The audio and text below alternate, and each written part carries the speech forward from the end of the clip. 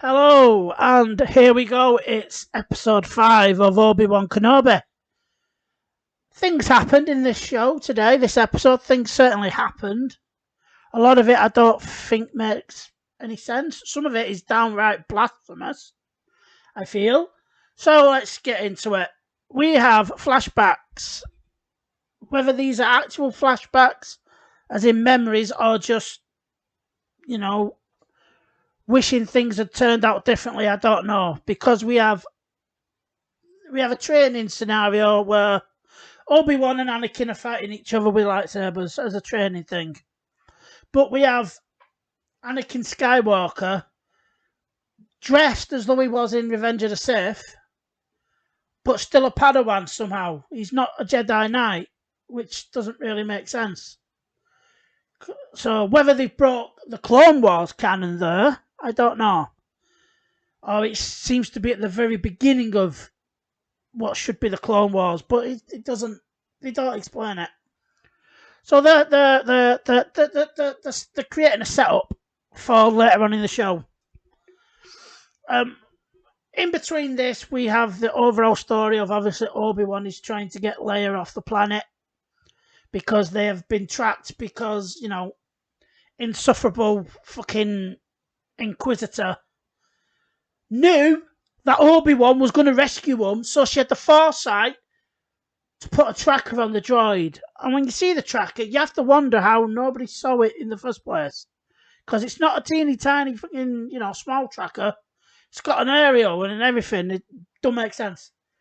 But anyway, Vader tracks them to the whatever planet they're on.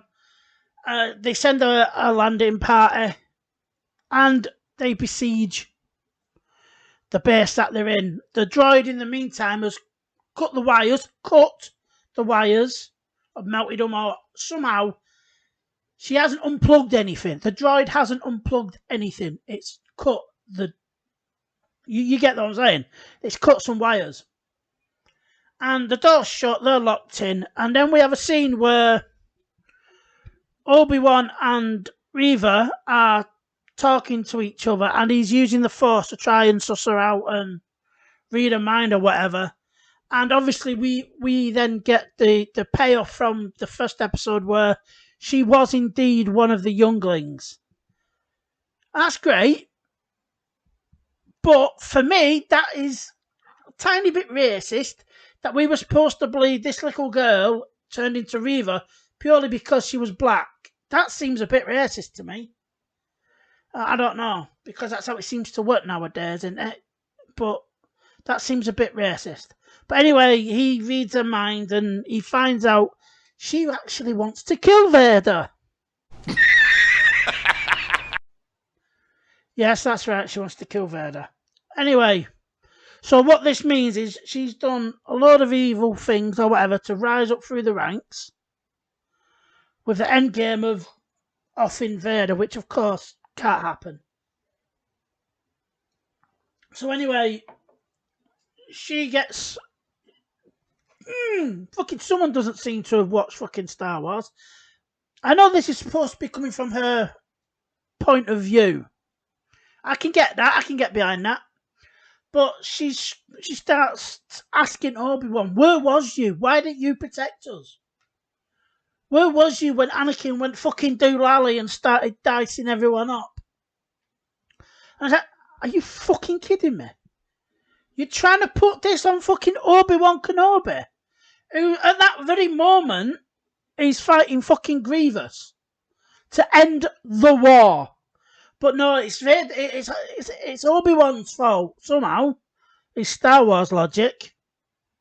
So Reva, buggers off. She cuts through the first door with her lightsaber because they're trying to buy time to get the door open. So we have that. We have secret rebel agent woman who has to validate and boost Obi-Wan's confidence twice. She ends up dying. I don't care. You made it all about... She was basically Obi-Wan's Felicity Smoke. That's all she was. She was the The girl in the chair who you know, and to mix Arrow and Flash, she was the one always telling Barry, "You can do it. It's in you. You run, Barry, run." That's all she was really for Obi-Wan, was for him to get his mojo back, because he couldn't have done it without her. He needed validating from a super strong woman. So anyway, she dies. Yay! The merchandise opportunity of the new droid, he dies. Yay! Disney's going to try and make a fortune out of that droid. And in the meantime, we have a scene that seems to be directly copied from The Mandalorian. It's this scene. The red one. So, there we go. What? And I shit you not,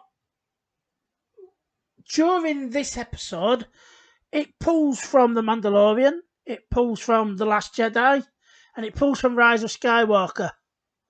And I'm sure a lot of these scenes aren't to boost Obi-Wan in any way whatsoever. But we'll get there. Anyway, they have a big fight, and they're slowly falling back as the Empire, try to start taking the base. And we get to the point where Obi-Wan surrenders to Reva, because he says there's more than one way to fight, after he gives the sat phone and his lightsaber to pretend Jedi from episode 2. So, now, the stormtroopers aren't exactly miles away here. They're pretty in close in vicinity.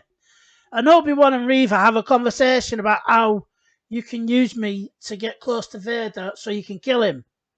And it reminds, together we can defeat him, which seems like a line from Empire Strikes Back, where Vader's trying to seduce Luke into helping him kill the Empire. But I don't either they're taking the piss there or they're just not that clever. But obviously, the actual plan for Reva to kill Vader, and because he won't see it coming. And this is where I say it's very Last Jedi, where he won't see it coming, he won't see the fatal blow as, Snoke is killed while he's having a fucking natter to Rey about what he sees in Kylo Ren. So we have that, and that's just fuck off. Don't do that. Don't give us Last Jedi vibes. So that's what he does. Although you have done, because you made another male legacy character weak and pathetic. So that's what we get. So Obi-Wan's taken away. Vader lands. Reva tells Vader where he is. Obi-Wan gets free, and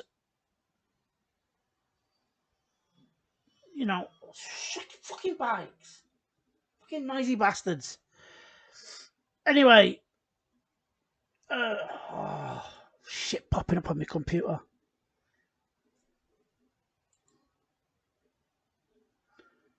So, this is Vader goes in search of Obi-Wan Kenobi down another long fucking tunnel, because they love long tunnels. As he gets to a ship, Alfie cameo. Hello, boy, quickly, come on, never mind. Anyway, so as he gets to a ship, it looks like it's taking off. Well, it is taking off. It's taking off, and Vader grabs it in midair. Hello, boy, Alfie cameo. Vader grabs it in midair, just like Rey does in Rise of Skywalker. You see what they're doing there? Now, I prefer when Starkiller brings down a Star Destroyer. Yeah, I prefer that. But anyway, they're obviously not going with Starkiller. They're going with Rey. So Vader, and just like in Rise of Skywalker, because Vader can only think, and here's where it gets a bit weird. Vader can only see and think and focus on Kenobi. He drags this ship, pulls it down, destroys it, But while he's destroying this ship, they've snuck onto actually the ship behind it, and boom, flies off. But for some reason, Vader can't catch that one. It's going too fast, or he's used up all his energy and he's waiting for his, energy bar to get back up. I don't know. I mean, maybe he needs a Red Bull. But there we are. Oh, damn, he was so close again. But Obi-Wan flies away on this ship. And then, with out trying to be sneaky or stealthy in any way, Reva, she might as well be tiptoeing up to him like it was a fucking Scooby-Doo cartoon. But she tries to sneak up on Vader and stab him, and obviously it's fucking Darth Vader. You're not going to do that to Darth Vader. Well, you might do, because this is Disney, and you never know. But anyway, Vader stops her with the Force and turns around and says, he was wise to use you against me. And then we seem to get this thing where Vader knew all along she was bad. Well, not bad. Good. Bad. You get the point. She was planning on killing him all along. Vader seems to know this. And then, now you remember Empire Strikes Back when this happens. Lord Vader, the fleet has moved out to flight speed and we're preparing to... You have failed me for the last time, Admiral. Captain Piet. Yes, my lord. Make ready to land our troops beyond their energy field, then deploy the fleet so that nothing gets off the system. You are in command now, Admiral Piet. Thank you, Lord Vader.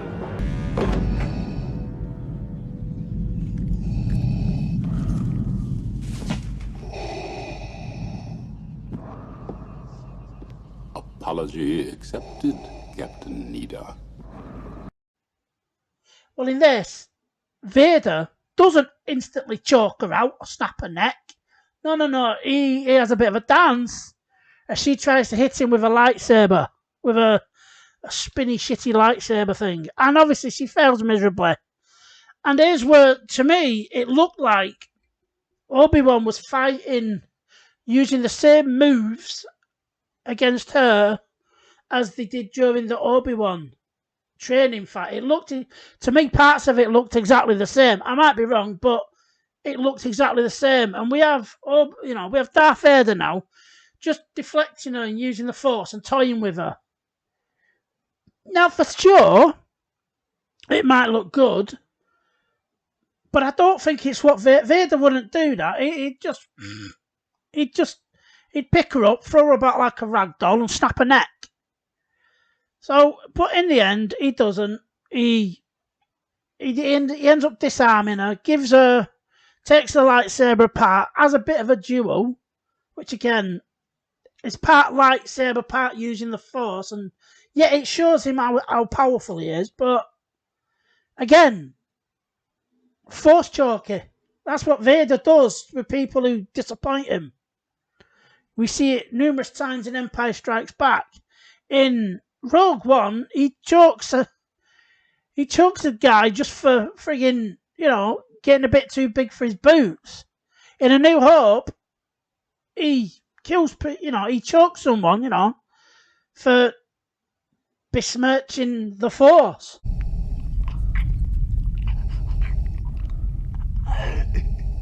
I find your lack of faith disturbing. But in this, little bitch can do what she wants, and he gives her a fair fight. That doesn't seem very Vaderish to me. But anyway, he stabs her through the stomach, like the same way he tried to kill her as a child. So there's the setup payoff, and it's just like, he's like, did you think I wouldn't remember you, youngling, or some shit? And somehow she played dead afterwards, but it doesn't really explain how she then became an Inquisitor. And then who pops up as she's on the floor? It's the real Grand Inquisitor. He wasn't dead after all. Disney got us. Except they didn't. I mean, I didn't. I actively went out of my way to avoid the spoilers and the leaks. But it didn't have any impact on me. I didn't care at that point because you killed it. You killed him in inverted commas to make her look good, not to play a part in any plot or story. So obviously he couldn't be dead because he's in Rebels and he has to pop up in there because they won't break canon, even though the Empire now knows that Alderaan is involved in rebel activities or treasonous activities is in this point. They know that, Bail Organa, Senator of Alderaan, for Alderaan, has a direct link to a Jedi. They know this now. And I'm sure in the next episode they'll try and, dismiss it somehow or try and explain why nothing happens. Because in today's episode, the sat-nav gets dropped. And, because otherwise you could say, all right, if Bail and Obi-Wan have a sat-nav, why doesn't Obi-Wan just contact Bail Organa in episode 4, A New Hope, and say, I've got the droids, where do you want me to drop them off? Yeah? So obviously, at the moment, they've said where the sat phone's gone. So she's dying on the floor. We've already learned she's got a spin-off, and this will explain why. But as she's on the floor, she sees the sat-nav that was dropped and finds out about Luke and where he is. So fucking well done. Now, who's to say whether she's going to end up being a good guy or whether she's going to go after Luke for this? I don't know. Because the way they set it up, it's her going, because Obi-Wan feels that she's seeing this message. She knows where Luke Skywalker is. So is she now going to go after Luke to protect him? Or is she going to go after Luke to go after Obi-Wan again? Because, she's just been stabbed in the stomach and she's got to be pissed at somebody because that's her role. He's angry woman. She shouts all the way through this a lot again. Apart from the little conversation where she has to be quiet. And even then, it's not that quiet. There's no way Stormtroopers didn't hear it. But it's just, no, she'd be dead. Dead. But because it's Disney, they can't kill her because she's a woman or some shit. I don't know. But that's not true because we're pretty sure that secret agent chick's dead, aren't we? But it don't make sense. There's too much stuff and it don't make sense to me. Like I said, with the end of the episode, we know that Luke's in trouble now. So in the space of this last episode, Obi-Wan has to get to Alderaan, drop Leia off, nip back over to Tatooine to look after Luke. And that's going to be some rushed shit, unless we get like another hour and a half episode or something like that. It is going to be rushed. But then again, that's the rest of the episodes, isn't it? So that was it. All it was a training montage. It was an affirming montage. And then we had Obi-Wan, who was excellent with the Force again. Except for when, he could have used the Force to open the doors. Hey, let's make the baby do the magic hand thing. Come on, baby. Do the magic hand thing. He could have... But he didn't. They got Leia to do it like she was baby freaking Yoda. How does Leia know how to rewire a door? When did she become an electrical fucking engineer? She's 10. Is the Force telling her? The robot doesn't seem to be telling her. So how does she know? Doesn't make sense. But Disney, they don't know what they're doing, did they? Anyway, that's it for this episode. I think they tried. They tried a lot more in this, but the execution just didn't do it for me. Not at all. Anyway, that's it. I'll see you in the next episode. Bye for now.